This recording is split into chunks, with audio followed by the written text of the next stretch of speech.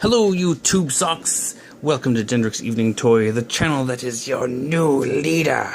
Tonight's evening toy is DX9's set of Stormtroopers?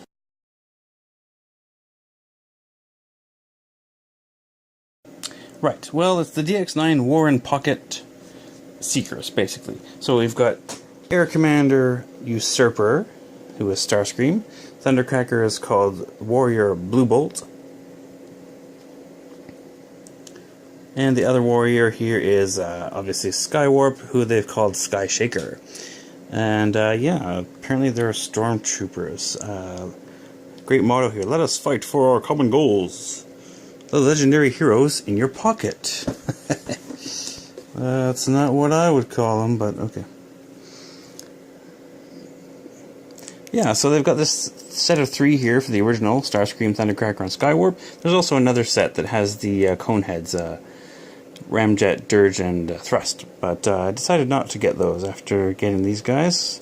They are pretty good. They're a little bit bigger than I expected. There seems to be some scale creep going on here. They're a bit large in comparison to their previous offerings.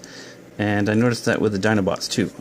You can kind of excuse it, you know, dinosaurs and jets being pretty large in real life, but when you compare them next to their Galvatron and Cyclonus and Scourge from the movie, they're quite a bit bigger. So, I don't know. But other than that, though, they are good quality, good fun transformation, really nailing the aesthetic in both modes, but I was going to say robot mode especially. So they're pretty cool. Let's take a look at them.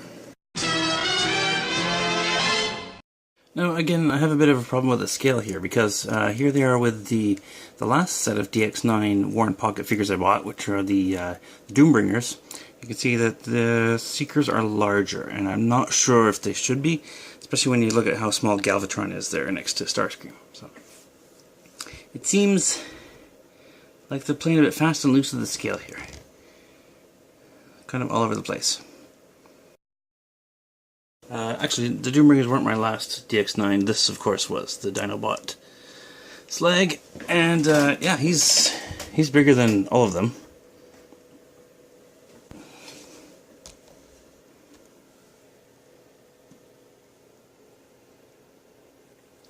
Now that scale might not be too bad, since Dinobots should be very large, and I guess so should Transformers that turn into jets. But I don't know. I don't know. These Transformers, these DX9 War and Pocket seem to be growing and growing. So I'm going to do more comparisons just to get that out of the way while I still have them in both modes here.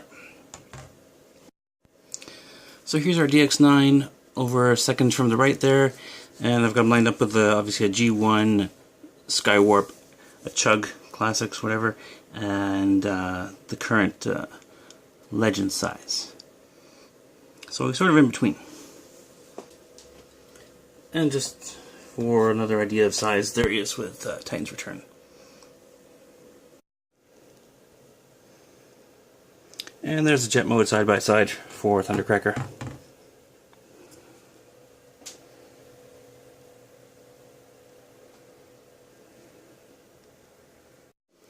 Okay, let's go through them in detail now. So, apart from the scale, I do find they're pretty good figures. The jet mode here, you can see he's got some landing gear. One of the arms just has it molded into the bottom, and these two fold up into his legs easily enough. These are detachable, of course. And overall, I think it's a really nice jet mode, very faithful to the G1, good coloration. In robot mode, they look great too. The heels are a bit troublesome sometimes. They're on a pivot ball socket, and then the rest of the foot is hinged off of those. And I find to get them to stand, you just have to kind of hold the toes down, and then they'll do what you want. Otherwise, they'll be kind of floppy. But if you get those feet flat on the ground, it's pretty good. Now, the one problem is the knees are a bit offset here. So, yeah, and the heels can't be flattened out, just the toes. So, yeah. Only quality defect I found was not really a defect really, but some of these panels I think are a separate piece. and they weren't pushed in all the way, they were on a bit of an angle, so I just pushed those in and they flattened out just fine. Otherwise, paint is pretty much perfect. Everything else is flawless. Starscream, because he has a grin on his face here. Oh, let me move that up. Really sharp paint in the eyes and everything. Different facial expressions. So Skywarp has a bit of a, what's that, a grimace, a frown, I guess. Frowny face. And what does Thundercracker do? I can't remember. We'll have to see him.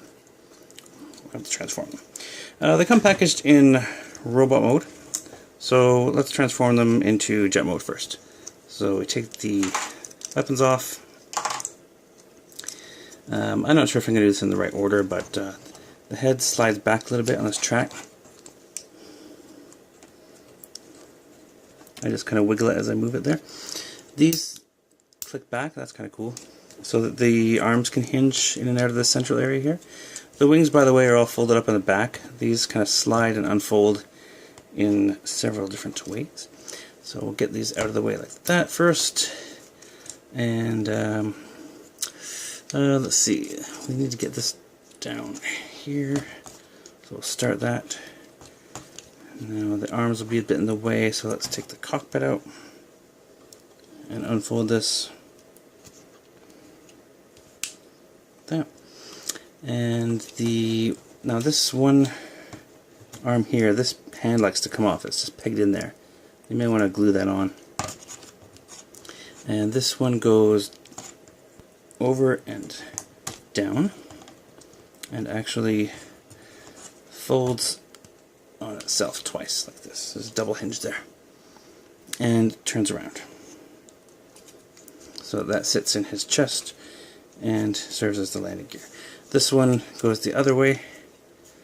Goes in here like this, kind of sideways actually.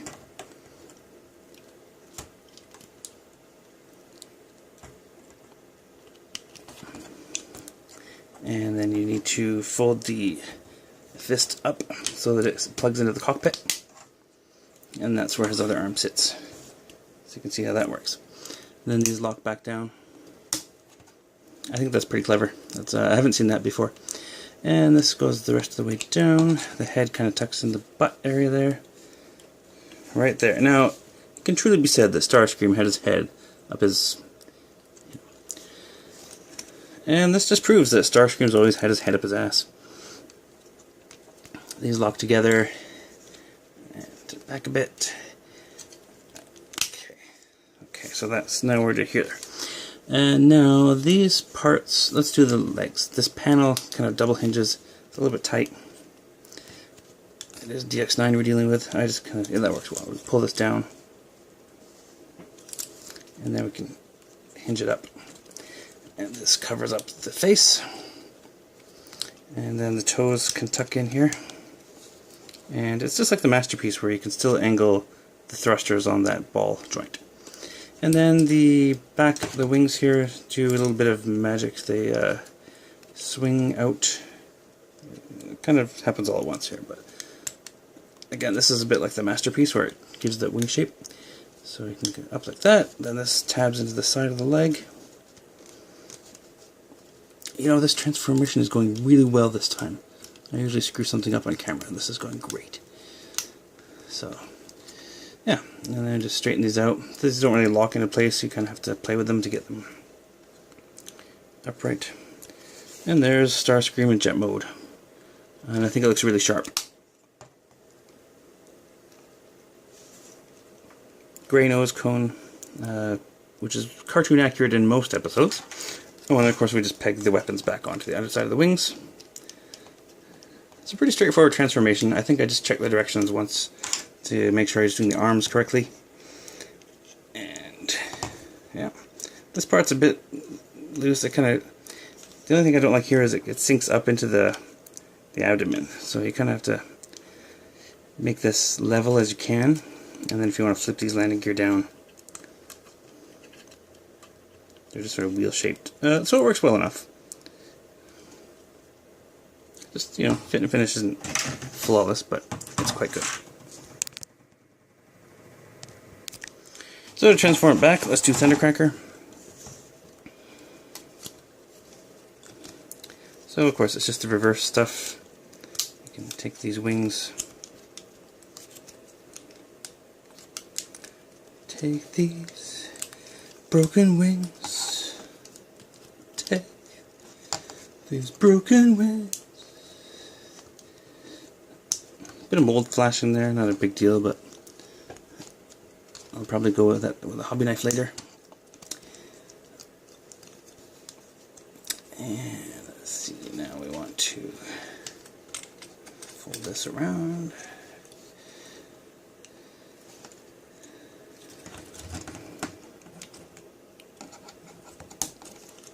Yeah, I quite like that. You just have to get it to clear these tabs here. And yeah, this always, every time the hand pops out, but as I say, it's just pegged in, not a big deal.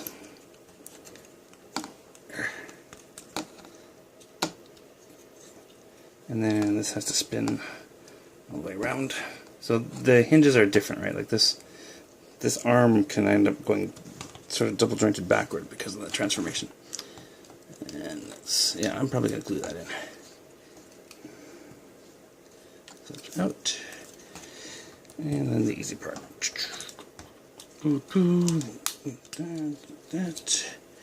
Where's the head? Oh yeah, the head is on the back of the wings. So I flip it over here. And again, I kind of missed this part when I first got it, but you want to slide it forward just to cover that neck area. That's that, and then we just clean this up. I just like to fold these. Yeah, the correct way is to just do this sort of thing. Yeah, they kind of fold out. There's kind of 3 layers of wings there. I guess 4 if you count the main wing. But it's pretty tidy in the end. It looks good. You can't see it from the front. And then plug these in a little bit tight. So be careful.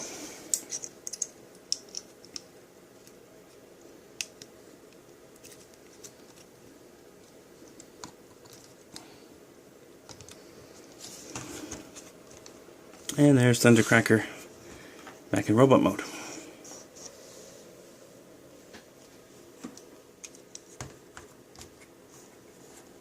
And his good buddy Skywarp.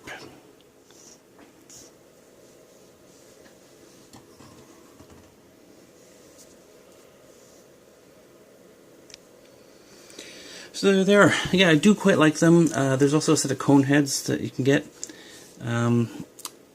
I'm not going to get those, I don't think. I like them. They're very G1 accurate as well, but it's just the size that's kind of putting me off.